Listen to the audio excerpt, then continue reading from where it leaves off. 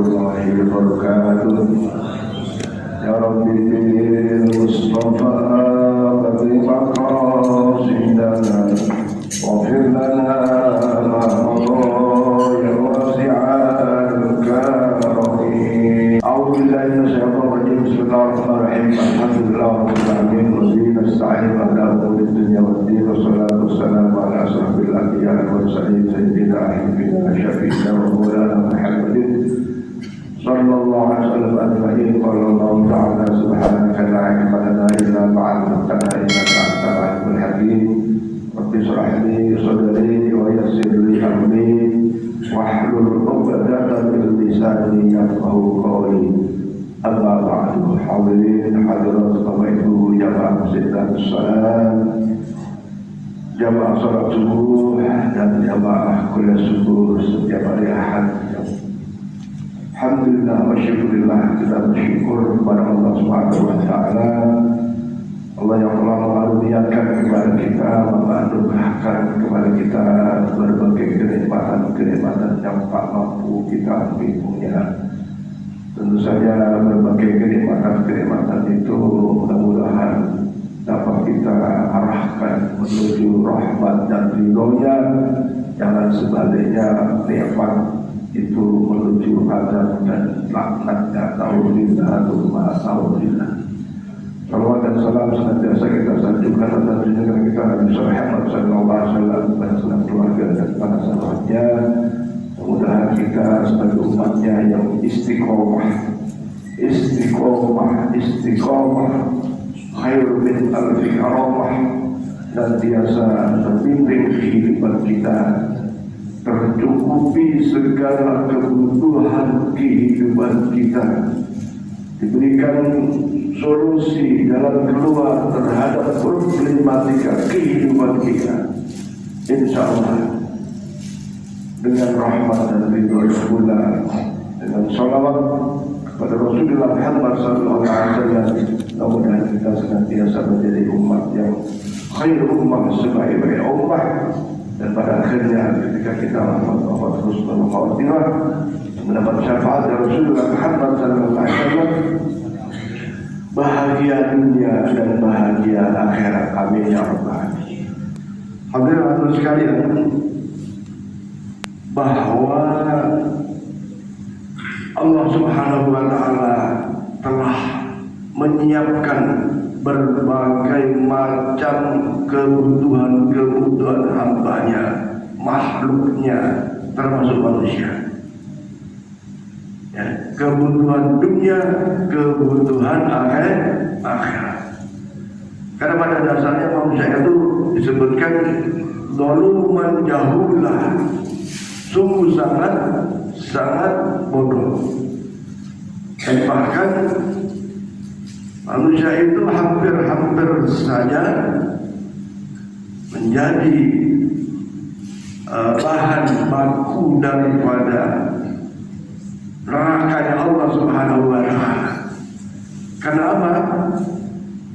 Karena kita tahu sebelum Allah menciptakan Nabi Adam itu, para malaikat sudah seakan menantang kepada Allah bahwa kalau kau wahai Allah menciptakan manusia, maka akan terjadi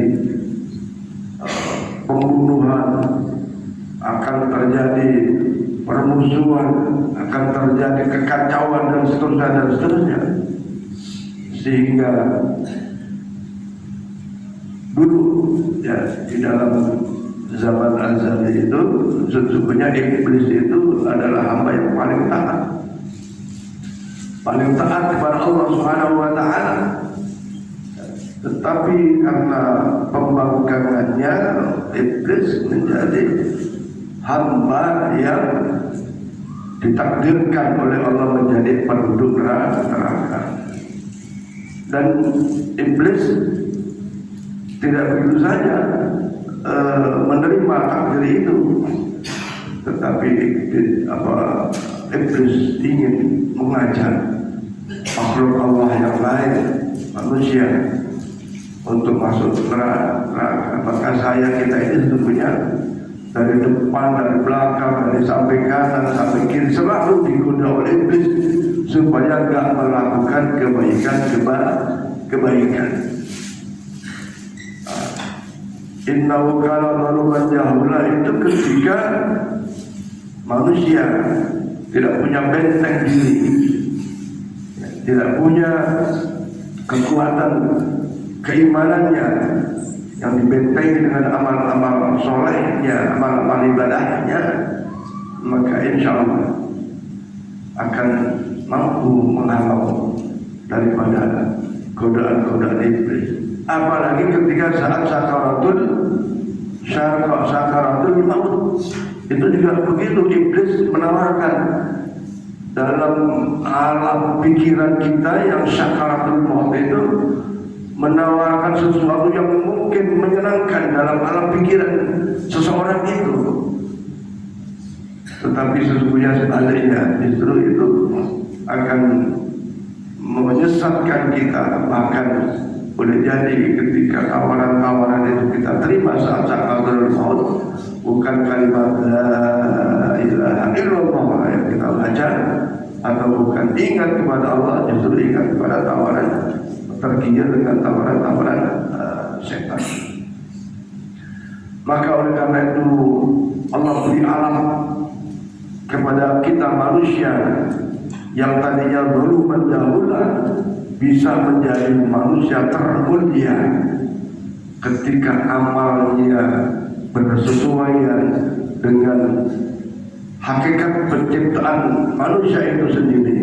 Wa ma khalaqtul jinna wal insa illa liya'budun, maka manusia itu akan selamat daripada godaan iblis itu, dan tentu saja dengan amal solehnya itu manusia akan berada di dalam kenikmatan-kenikmatan, kebahagiaan dunia maupun akhirat. Ketika manusia menyandang predikat la'allakum tattaqun, maka Allah berfirman, inna akramakum indallahi atqakum. Para jamaah sekalian dirahmati Allah, pagi ini saya ingin mengajak kepada kita semua, termasuk saya, untuk bagaimana membentengi diri dari godaan-godaan iblis yang menyesatkan itu, atau dari godaan-godaan dunia yang tidak membawa kepada rahmat dan ridha Allah Subhanahu wa taala. Tentu saja kita sebagai seorang muslim, sebagai orang beriman, tak mungkin tak digoda untuk dalam melakukan kebaikan itu, tak mungkin tak ada godaan. Para nabi saja digoda, ya tentu saja penggodanya lebih tinggi lagi.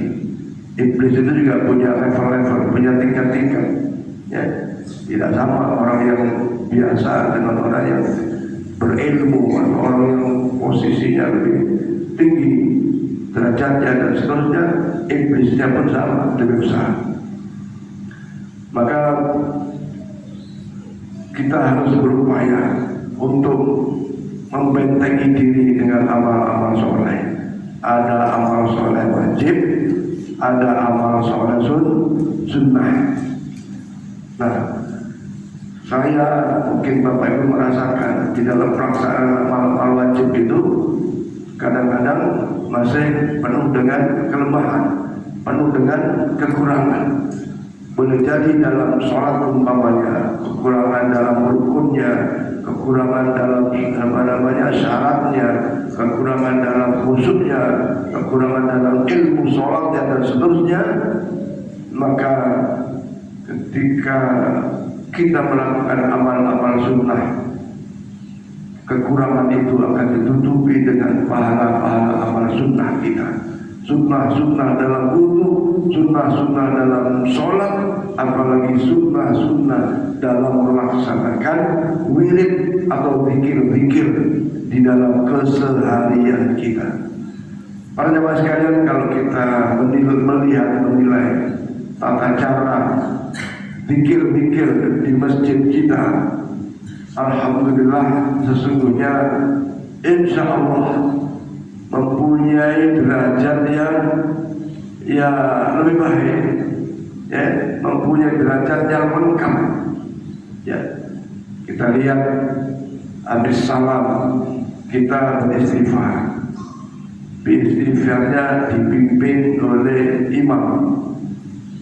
Kalau sholat saja makmumnya tidak khusyuk, imamnya khusyuk, makmumnya tidak khusyuk, sholatnya makbul.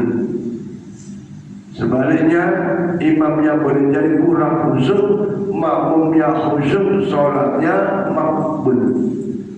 Kemudian dengan zikir, dengan istighfar yang dipandu oleh imam, maka biasanya kalau sudah di sini itu rasa-rasanya itu lebih konsentrasi. Ya Pak Tomo ya, yang imam-imam ini, saking konsentrasinya kadang-kadang lupa, hati-hati. Ya. Nah boleh jadi yang di belakang itu ya kurang konsentrasi. Insya Allah, insya Allah kita beristighfar. Perintah Rasulullah Muhammad SAW, istaghfiru rabbakum thumma tubu ilaihi yursilis sama'a alaikum midrara wa yazidkum quwwatan ila quwwatikum. Ada ayat yang lain menyebutkan istaghfiru rabbakum innahu kana ghafurus yursilis sama'a midrara wa yumdidkum bi amwalin wa banin. Artinya apa?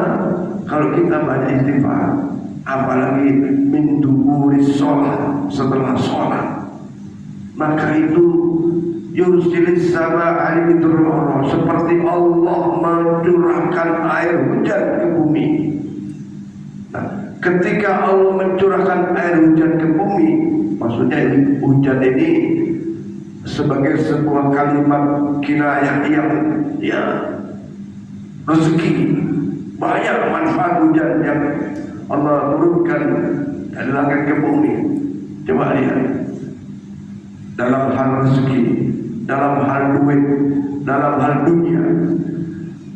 Kalau ada hujan, orang nampung dengan tempayan yang besar, dengan orang menampung hanya dengan ember, kira-kira yang dapat banyak yang mana? Pasti tempayan besar, penampungannya besar. Ketika orang cuma nampung dengan ember, ya, apalagi kayu, tak sedikit. Allah ngasih dunia kepada kita ini lebih dari cukup. Cuma kitanya ada yang ikhtiarnya itu ya asal-asalan, usahanya sekedarnya saja. Maka sesungguhnya kata Pak Kiai Profesor Dr. Mahfud, bukan Mahfud ya. Hanya ini maaf ya. Hanya orang yang tak pandai kalau orang itu miskin. Kenapa? Peluangnya besar. Itu beliau gambarkan seperti tadi.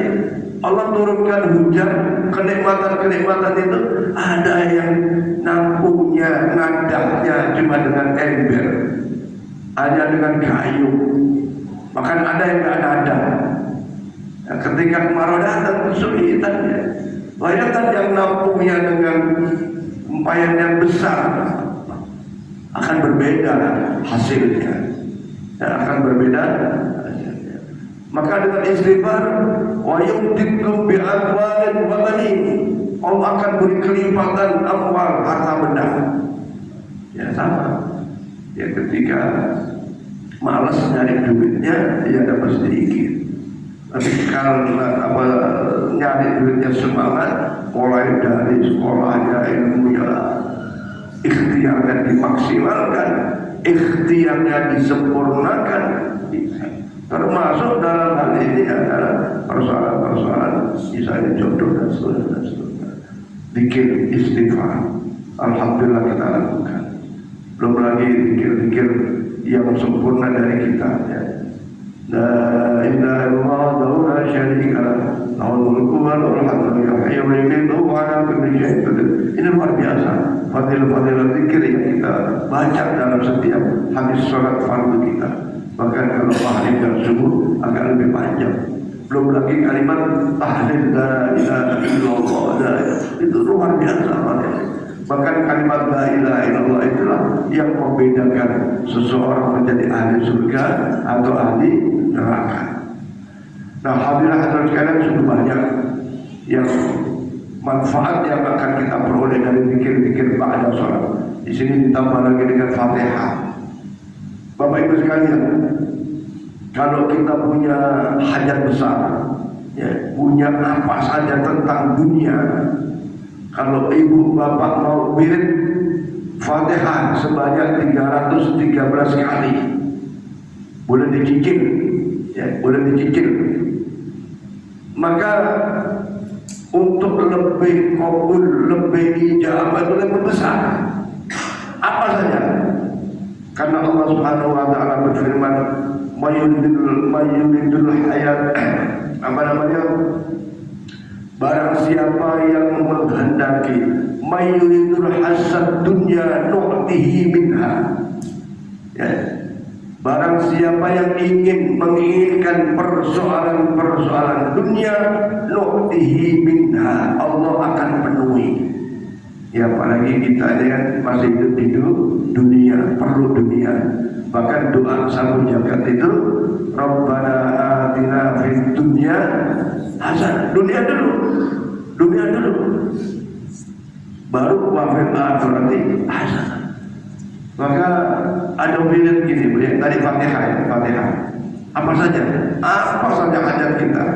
Kalau ibu mau wirid Fatihah 313 kali, ya, insya Allah lebih diijabah.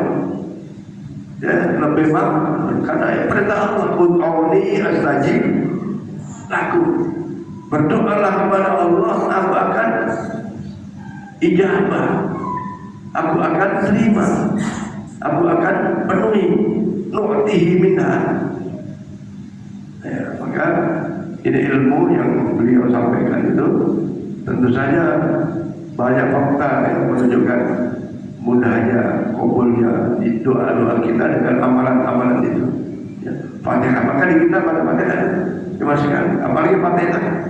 Fatihah itu ibarat air zam-zam itu 5 lahu. Tergantung peminumnya, tergantung niat kita. Ketika Fatihah kita baca dengan sungguh-sungguh, apalagi ketika membaca iyyaka na'budu wa iyyaka nasta'in, hanya kepada kami na'budu menyembah, wa nasta'in, dan kita minta pertolongan, dalam hati terlintas hajat-hajat kita. Ya, kadang kita ini kan cuma lewat lisan aja. Baca Fatihah lewat lisan. Mari kita berdalam supaya hajat-hajat kita dijawab, dikabul oleh Allah. Kemudian ayat kursi, ada baca ayat kursi, ini perintah Rasulullah Muhammad sallallahu alaihi wasallam. Fadilah ayat kursi itu sesungguhnya sangat-sangat luar biasa. Apalagi ketika dibaca, misalnya baca wala ya'uduhu diulang, ya, sambil terlintas di dalam pikiran kita apa yang kita butuhkan. Itu ada kisah surat apa ayat kursi itu, ketika Rasulullah menerima zakat mal dari para sahabat yang berupa kurma, ya, berupa kurma. Ketika itu banyak sekali di teras masjid gitu. Kemudian Rasulullah perintah kepada Abi Hurairah radhiyallahu anhu, ya Abi Hurairah, jaga itu, jangan sampai dicuri, jangan sampai dicuri. Iya ya Rasulullah, siap jaga. Ternyata malamnya datanglah anak kecil yang pakai celana pendek, kepalanya botak, anak kecil sekitar 5 tahun. Begitu dia datang mencuri, Bapak, ini barang zakat, ini milik Rasulullah, jangan berani-berani mencuri. Apa kata anak kecil? Ya Abu Hurairah, saya lapar, minta sedikit ya, bawa kantong pun kecil, sedikit ya. Abu Hurairah merasa kasihan, ambil kita aja, hanya untuk dimakan, bukan untuk dijual. Selesai. Kemudian besok paginya Rasulullah tanya, kok ada yang ngambil? Iya ya Rasulullah, anak kecil, siang belum makan ini. Jangan. Pokoknya nggak ada yang boleh ngambil dari sini. Hari kedua datang lagi, tapi yang lebih besar orangnya sama. Jadi kalau kata Pak Kiai itu seperti tuyul. Orang yang dalam ilmu itu tahu ternyata di alam dunia ini setan lebih banyak, jin lebih banyak, tuyul lebih banyak daripada manusia. Di lingkungan masjid, di lingkungan rumah kita itu banyak makhluk yang tanam, banyak sekali. Tapi alhamdulillah ada yang kita bisa melihat, ada yang tidak. Kalau melihat semua ada takut semua. Ya. Dan pada saat yang malam yang ketiga kembali lagi dicuri, dan ternyata yang mencuri itu adalah iblis. Maka yang ketiga datang pencuri itu, wahai Abu Hurairah, kenapa kalau bahasanya capek-capek jaga malam, jaga kurma, udah wiridkan saja firman Allah ayat kursi. Ayat kursi itu Bapak Ibu sekalian, kalau kita baca dengan istiqomah, terserah mau 1 kali kan dalam 1 hari. Kata Rasulullah, siapa yang baca pagi hari ayat kursi, insya Allah tidak akan wafat sore hari, akan selamat sore hari. Siapa yang baca ayat kursi sore hari, maka akan selamat besok pagi hari, tidak akan wafat. Nah, ketika ada kecelakaan, boleh jadi dia lupa nggak baca ayat kursi. Ketika ternyata dia meninggal, dia lupa dia nggak baca ayat kursi. Karena itu ayat penjagaan diri kita, jasad kita dari godaan iblis maupun hal-hal yang buruk yang berlaku. Ya, manusia ini kan macam-macam. Ada manusia baik, ada manusia jahat. Ayat kursi kita baca itu dalam setiap sholat kita. Alhamdulillah. Ada lagi yang Fatihah, surat Al-Ikhlas 3 kali. Man qara'a suratul Ikhlas 3 marrat.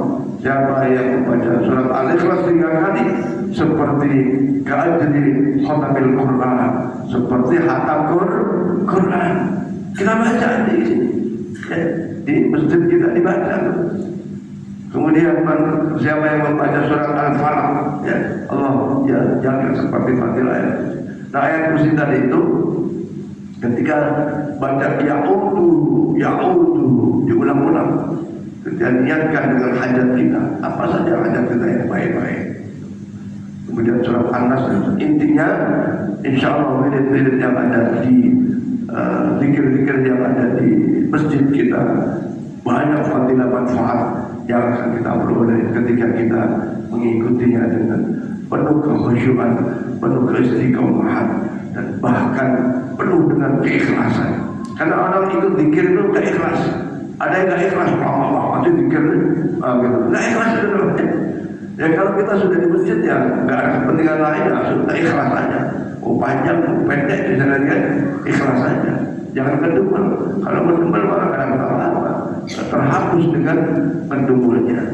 Hadirin sekalian, yang kedua, saya mengajak kepada Bapak Ibu sekalian untuk benteng diri dari sisi keimanan kita kepada Allah Subhanahu wa Ta'ala, benteng jiwa kita, benteng jasad kita dari kerampuhan fisik kita, dari berbagai penyakit yang akan boleh jadi menimpa kepada kita, benteng dari kefakiran kita, artinya supaya kita terpenuhi kebutuhan hidup kita, sandang pangan kita,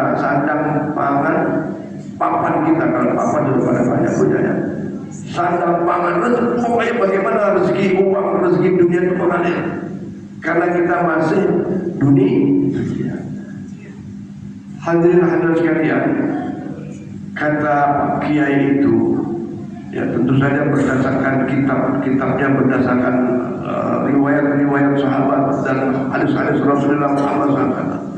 Kalau kita kepingin dunia kaya raya, banyak baca sallallahu ala Muhammad, sallallahu ala Muhammad, sallallahu ala Muhammad, sallallahu ala Muhammad.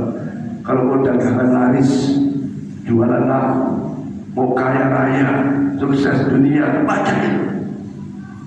Yang istiqomah ini persoalannya istiqomah. Kita tetapkan sendiri mau baca berapa kali satu hari. Sering saya bilang kalau 1000 kali sih cuma 13 menit. Allahumma Muhammad sallallahu alaihi Muhammad sallallahu alaihi. Persoalan dunia apa saja kita dengan sholat itu, dengan niat. Ya Allah, saya bersolawat, saya membaca solawat dengan niat supaya contoh dagangannya laris. Boleh ya? Ya boleh. Mintanya kepada Allah, wasilahnya solawat. Tapi solawatnya itu tadi, solawat Jibril namanya. Kalau kita kepengen husnul khotimah, iman Islam kita, ihsan kita terjaga, bacanya Allahumma salli ala Muhammad ya Rabbi salli alaihi wasallam, atau Allahumma salli ala Sayyidina Muhammad wa ala ali Sayyidina Muhammad. Ulang-ulang bila perlu ribuan kali. Sebentar itu baca sambil jalan, sambil duduk, naik motor, naik mobil, ambil masak bisa, asal jangan baca di dalam kamar mandi saja. Bahkan sebagian kalau di kamar mandi boleh, tapi di batin, di dalam hati tidak boleh terucap. Allahumma sholli ala Sayyidina Muhammad wa ala Muhammad. Ini anak bandel, anak bisa, apalagi kalau anaknya di Fatihah. Ila ruhi asad, ila ruhi wa jasadi asad Haryono umpama, ila ruhi jasadi Farhad bin, sebut nama orang, sebut. Anak-anak ibu yang mungkin merasa bagaimana keadaannya, Fatihah tiap hari, tiap habis waktu sholat. Ini ilmu ini bu. Kiai-kiai itu, ya kiai ulama-ulama itu yang saya tahu ada istilahnya, ada ulama sumuk, ada kiai sumuk. Tahu sumuk? Sumuk itu ada orang sakit dibawa ke kiai, ya orang sakit bawa kiai baca doa, habis itu disebut, ditiup, baca air, bawa air kemudian namanya kiai sumuk.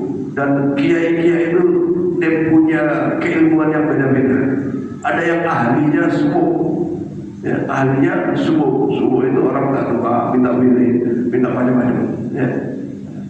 Ada kiai itu ahlinya duduk.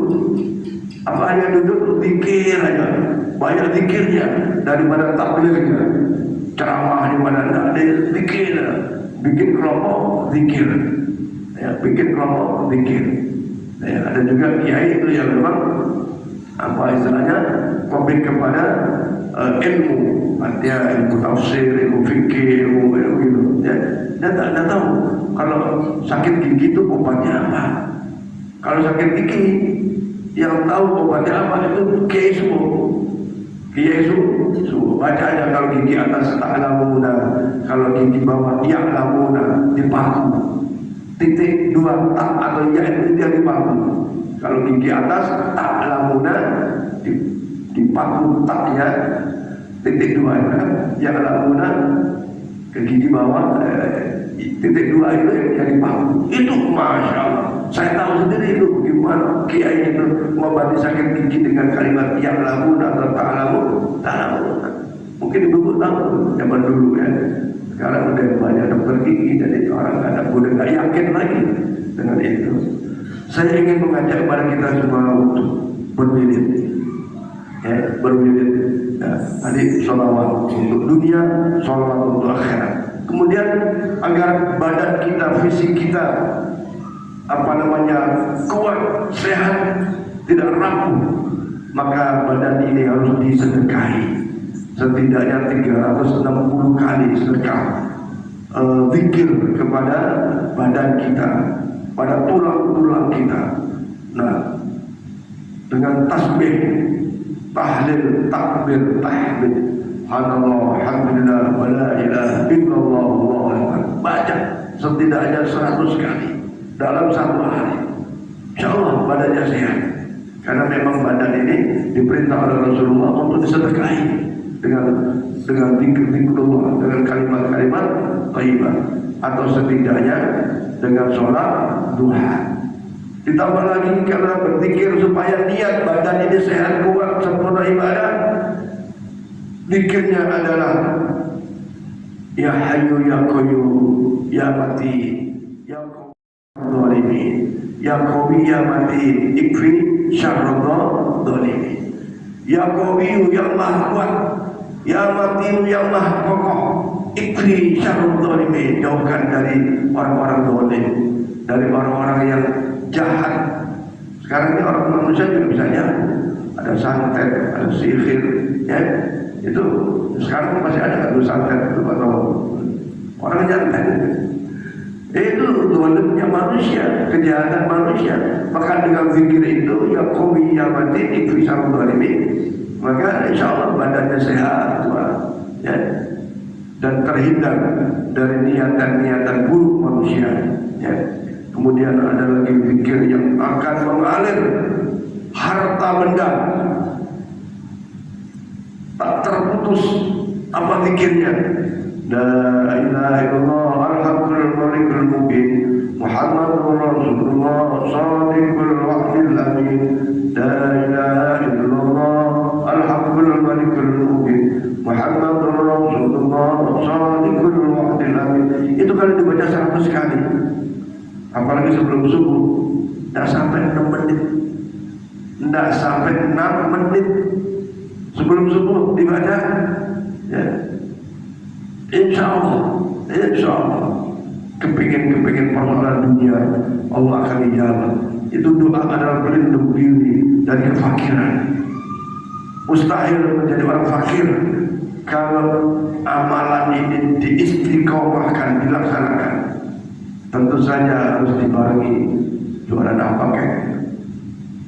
Walaupun boleh jadi jualannya itu tidak besar, tapi dengan amalan itu nanti yang zuku mayyasha bighairi akan datang rezeki yang tak terduga-duga. Ya, rezeki banyak, bukan cuma duit, tapi sehat, anak soleh, solehah, rumah tangga sakinah, mawaddah, warahmah, bisa ibadah, itu juga bagian rezeki, bukan hanya semata duit. Kalau duit terus nanti malah kebablasan penggunaannya, malah jadi musibah bagi kita. Ya apa namanya, la ilaha illallah al-haqqul malikul mubin Muhammadur Rasulullah shadiqul.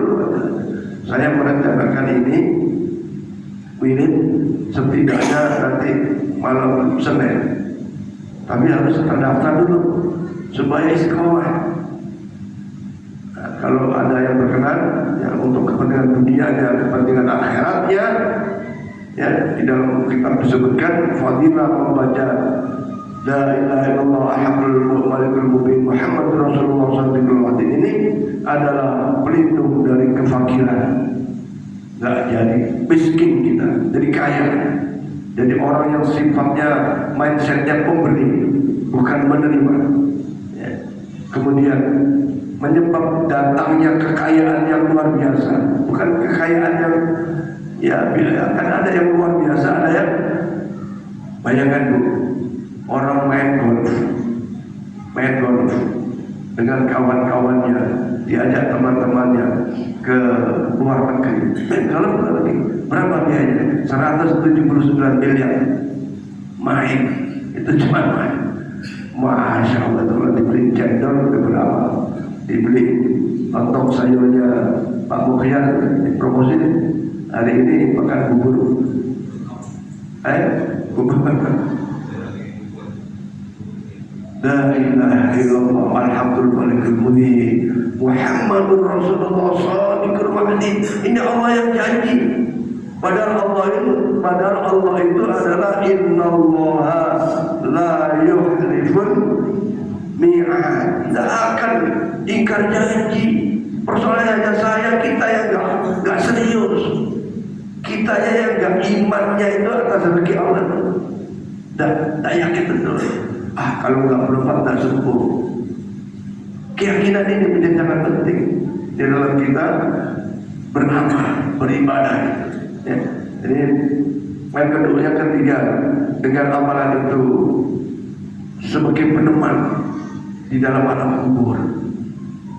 Maksud peneman alam kubur itu begini, kata Rasulullah, al-mautu namun min naumi. Orang meninggal itu seperti orang mimpi. Ya, saya sering berapa kali mimpi meninggal. Ibu pernah nggak bapak mimpi meninggal? Tahu kita meninggal, datang saudara, kemudian dikerubutin orang banyak, terus kemudian ya sampai dimandikan, dikafani, dikubur. Tahu mimpi loh. Naumun min naumihi. Nah, ketika sudah dikotong, maka orang itu ketika yang nggak biasa ke masjid meninggal, dibawa ke masjid, jenazahnya dikotong, disolati, kemana nih? Ila kemana nih kok? Orang dia nggak kenal masjid kok dibawa nih? Sepertinya asing tempat itu. Maka orang Islam jangan sampai nggak pernah ke masjid, bahaya tuh. Ya kalau nggak berontak, ditaruh di keranda, berontak gimana tuh? Lari pada sudah lari, takut kan? Untungnya nggak berontak jenazah itu, digotong diem aja, dimandiin diem aja. Itu kayak mimpi. Begitu sudah ditanam di liang lahat, para pentakziah sudah pulang, baru dia mendusin. Ternyata bukan mimpi. Dia goyang-goyang tangannya kanan kiri. Tanah ke kanan, ke kiri, tanah ke atas. Ketika itulah tersadar bahwa dia itu inna lillahi wa inna ilaihi. Kemudian tak lama kemudian datang seorang pria yang gagah ganteng luar biasa. Sang jenazah wanita bingung, siapa dia, siapa engkau? Ya, sekarang mimpi kan, orang mimpi. Saya aja pernah mimpi ngobrol sama Pak Presiden Amerika, gitu. Pak Harto sering. Bahkan yang saya heran 3 hari berturut-turut saya mimpi. Pertama mimpi ketemu dengan Pak Dr. Fendi, ketawa di pagar. Saya bilang, Pak Dokter, saya mau bikin TPA. Minggu-minggu. Kemudian saya diminta untuk kasih nama. Udah kasih nama anak. Kasih aja Hayyan, karena dulu saya ingat ada guru saya namanya Pak Hayyan. Guru satu-satunya yang sarungnya satu-satunya, yang bari sarungnya itu aja Hayyan namanya. Sama anaknya. Mananya ketemu dengan Pak Hayyan itu. Yang ketiga dengan almarhum bapak saya, jadi tahu ada di samping saya, ketawa-ketawa almarhum bapak saya. Saya pikir, wah ini tanda-tandanya. Tanda-tanda akan mati. Mimpi kalau mati pasti akan mati. Nah, ketika terbangun di lahat itu, datanglah seorang pemuda yang ganteng. Senang kita ibu-ibu yang meninggal, senang. Itu ila yaumil kiamat, sampai kiamat senangnya.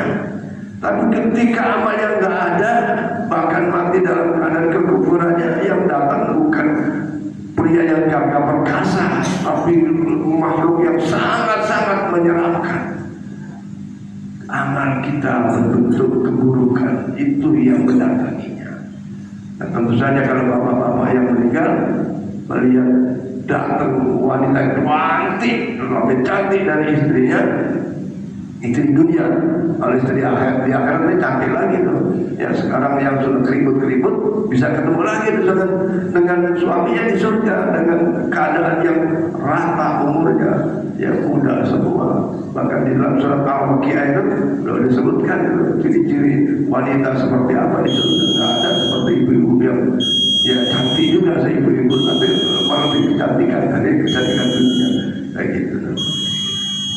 Insya Allah kapan waktu akan kita mulai pikir ini, yang ini sekali lagi. lagi Allah Subhanahu wa taala berfirman, ya ayyuhalladzina amanu dzkurullaha dzikran katsiran wasabbihuhu bukratan wa asila. Banyak-banyak berzikir kepada Allah Subhanahu wa taala pagi dan petang. Banyak-banyak menyebut nama Allah pagi dan petang. Artinya apa? Sesungguhnya zikir itu tidak ada jumlah yang pasti. Tetapi kenapa ada jumlah-jumlah? Ini hanya untuk memotivasi kita saja. Kalau tak pasti kan, lama nih kita mutar tasbihnya kan tidak jelas. Jadi begitu perintah Allah, wadkurullaha katsiran la'allakum tuflihun. Banyak-banyaklah berpikir kepada Allah Subhanahu wa taala supaya kita beruntung, supaya kita menjadi orang bahagia, tuflihun dunia dan akhirat. Maka doa kita satu jagat, Rabbana atina fid dunya hasanah fil akhirati hasanah wa qina adzabannar. Hadirin sekalian, inilah materi yang saya sampaikan tentang wirid dan zikir, betapa pentingnya berzikir itu, dan ini memang perintah Allah dan perintah Rasulullah Muhammad SAW yang akan menambah beratnya timbangan amalan kebaikan kita. Yang penting dari berbagai amalan itu, terutama zikir tadi, adalah istiqomah. Jadi kalau di Pak Kasimun itu ada kelompok sholawat 40, ya itu ada. Kalau di Pak Haji Sabiqis itu dulu ada Pak Kiai Pak Sabiqis, Pak Khan Rosid, ada zikir ya, tahlil ya, la ilaha illallah. Itu kan ada kelompok-kelompok itu. Kalau di Jawa sangat banyak, dan rata-rata mereka dalam suasana yang qanaah hidupnya, rumah tangganya ya walaupun tidak kaya tapi tenang, tidak banyak keributan terjadi, hatinya tidak kemerungsung menghadapi kehidupan. Sekarang ini kan Masya Allah, manusia seakan kurangnya kepada rezeki Allah itu sangat tipis. Yang ada malah banyak sholat, masih begini begitu, rasanya tuh suasana batin yang naudzubillah. Mudah-mudahan para jamaah sekalian, khusus yang istiqomah di dalam memakmurkan masjid kita ini, mudah-mudahan Allah berikan rezeki yang banyak, yang halal, yang barakah. Allah kuatkan badannya, jasadnya, fisiknya, yang sakit Allah sembuhkan. Allah angkat penyakitnya, yang sehat terus sehat, dan yang malas Allah semangati dengan tafarruh di ibadah, semangat dalam ibadah, karena sesungguhnya ibadah itulah kunci dari kesuksesan dunia dan akhirat. Sebagaimana tadi ayat menyebutkan, Allah tidak menciptakan jin dan manusia kecuali untuk beribadah, mengabdi kepada Allah Subhanahu wa taala, yang dibuktikan dengan istiqomah kita berada di dalam masjid Allah Subhanahu wa taala. Saya kira demikian, berbicara mohon maaf. Mari kita berdoa kepada Allah, mudah-mudahan hajat-hajat kita kabulkan, Allah jauhkan dari musibah, bala dan bencana, Allah jadikan rumah tangga kita syakina mawaddah warahmah birahmatika arhamar bihamdi sayyidina Muhammad syadil Fatihah. A'udzu billahi minasyaitonir rajim. Bismillahirrahmanirrahim. Maliki yaumiddin. Iyyaka na'budu wa iyyaka nasta'in. Shiratal mustaqim. Shiratal ladzina an'amta 'alaihim ghairil maghdubi 'alaihim waladdallin. آمين آمين بأن كريم وأن يرحم الحمد اللهم بحق الفاتحة وبشر الفاتحة وبجاه الفاتحة وبكرامة الفاتحة وبنور الفاتحة وبمعجزة الفاتحة وبشفاعة الفاتحة يا فارج الهم يا كاشف الغم يا مجيب دعوة المرسلين رحمة الدنيا والآخرة ورحمه أنت ترحمنا فارحمنا برحمة تهدينا بها الرحمة والشفاء اللهم يا رحمن يا رحيم الحمد اللهم يا غني يا مغني يا رزق يا مهد اللهم يا قاضي الحاجات يا قاضي الحاجات اقضي حاجاتنا يا الله kabulkan hajat-hajat seluruh jamaah Masjid Nabawi Salam ya Allah, hajat untuk setiap dirinya, hajat untuk anak-anaknya ya Allah, hajat untuk setiap keluarganya ya Allah, hajat dunia, hajat akhirat ya Allah, bahagia dunia, bahagia akhirat ya Allah, bihaqqi sayyidina Muhammad sallallahu alaihi wasallam wa bijahi sayyidina Muhammad sallallahu alaihi wasallam wa bi barakati jamaah salat subuh fi hadzal masjid wa bi barakati subuh fi hadzal masjid Nabawi Salam bi rahmatika ya arhamar rahimin. ربنا ظلمنا أنفسنا وإن لم تغفر لنا وترحمنا خاشعين ربنا هب لنا من أزواجنا وذرياتنا قرة أعين واجعلنا للمتقين إماما ربنا آتنا في الدنيا حسنة في الآخرة حسنة وقنا عذاب النار وادخلنا الجنة مع الأبرار يا عزيز يا غفار صلى الله عليه وسلم محمد وعلى آله وصحبه وسلم على ربك رب العزة عما يصفون وسلام على المرسلين والحمد لله رب العالمين kurang lebihnya mohon maaf dan Allah wa amin ila liqa'a salam wallahu a'lam bishawab. Assalamualaikum warahmatullahi wabarakatuh. Sallallahu ala Muhammad sallallahu alaihi wasallam. Sallallahu ala Muhammad sallallahu alaihi wasallam. Sallallahu ala sallallahu alaihi